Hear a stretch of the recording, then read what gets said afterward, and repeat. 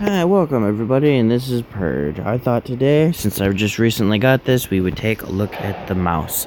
This is the Tier 10 heavy German heavy tank. I'm sorry. It is the only other heavy tank that the Germans have besides the E100.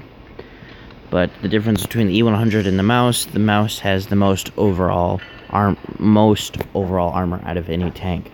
If you want the most frontal armor, though, that is the American Tank Destroyer line. The second one, the non-turreted one, that would be the ones that have the T-28, T-95, and the E-3. Let's get in and take a quick look at its armor profile. I know that its front skirt, or its frontal armor, has 200 millimeters of frontal armor, 240 at the front turret, 210 at the side of the turret, 85 on the side upper skirt. The lower part of your skirt is only 105. Your tracks count as 25 millimeters of armor, so if you're lucky and they shoot your tracks or they shoot down into you like this, you will have it'd be about 210 millimeters of armor.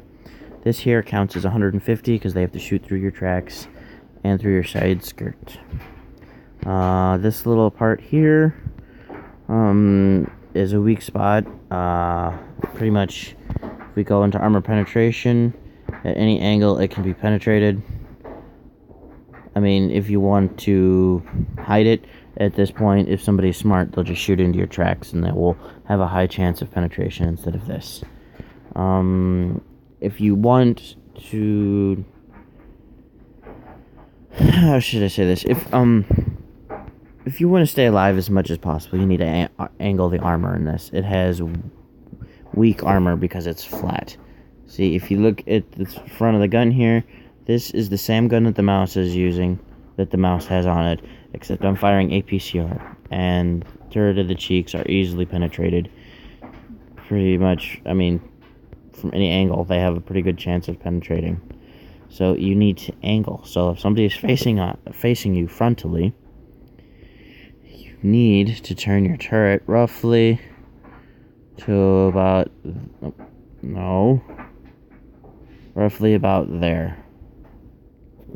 There's always the tricky part that somebody can angle because of RNG, or you can angle and somebody penetrates you because of RNG. But if you see, it's pretty well armored all around. I mean, if you angle correctly, I haven't had anybody penetrate me. Even know that World of Tank Blitz shows you where you can and cannot penetrate. So if you can get hull down, this is the best position you want to be in until you fire, or until you're aiming and firing. If you're not aiming and firing, you want to have your turret angled so nobody can penetrate you until you need to fire. If you're going to side scrape in this tank, which I highly recommend, you want to do it about this. This maximizes the entirety of your tank. So here, anywhere you have roughly about 400 millimeters of armor to an automatic ricochet. And having over 185 millimeters of armor, there's not going to be any, what is the word I'm looking for?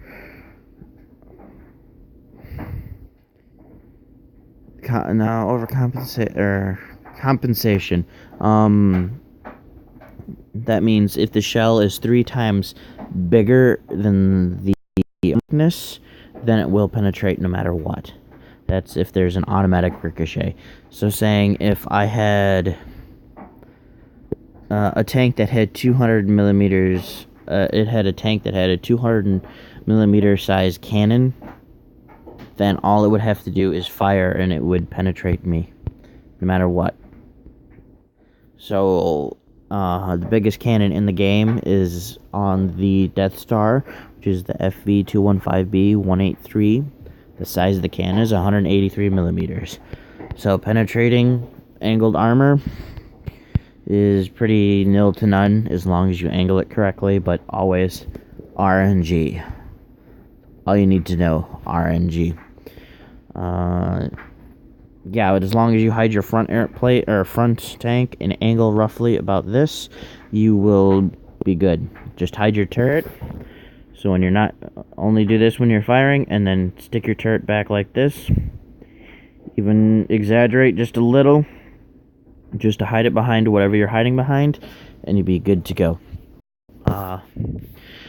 And modules, if I can get into the right, collision mode, there we go. Internal modules. This is your ammo rack. These are also your ammo rack. This big thing in the middle is your engine. These are your fuel tanks, and this is your radio.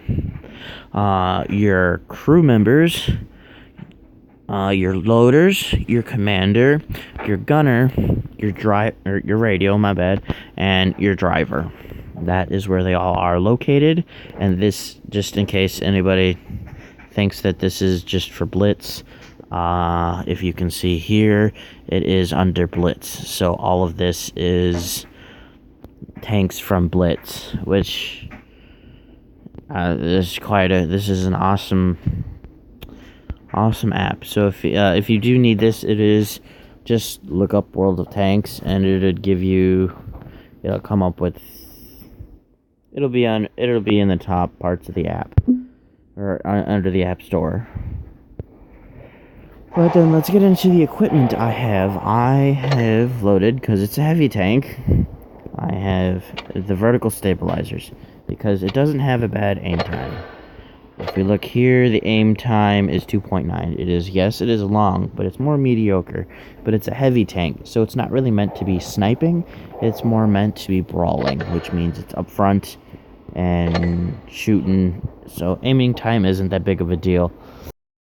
Vertical stabilizers, when you're driving, they keep the gun smaller, so you have the mouse is slow, you have a better chance of hitting something on the move. Obviously, always want to go with a large caliber gun rammer, makes it quicker. And then improved ventilation increases pretty much anything. It increases your view range slightly, it increases your reload, it increases all kinds of stuff. Ammunition for loadout, you must, at tier 10, you must take a hefty amount of armored piercing. I got a tune invite, gold rounds, and then take a fair amount of AP. And if you're a person that likes high explosive, I recommend it no matter what. You never know when you can get the back end of a lightly armored tank, or you need to finish off, say, an IS-7 that only has 50 health. This cannon on this thing is big enough that HE will do enough damage. Consumables, I go with double repair kit. It's a heavy tank, it gets tracked all the time. And I go with chocolate because it increases the reload again, and there's just a lot that it can do for the tank. So that's the mouse review. And if there's anything that you want to do or know, I guess it fires, not I guess, I know, it fires 4.62 rounds a minute. Excuse me. I don't know if that is restricted only to the base that the tank is known to fire if you don't put any equipment on it.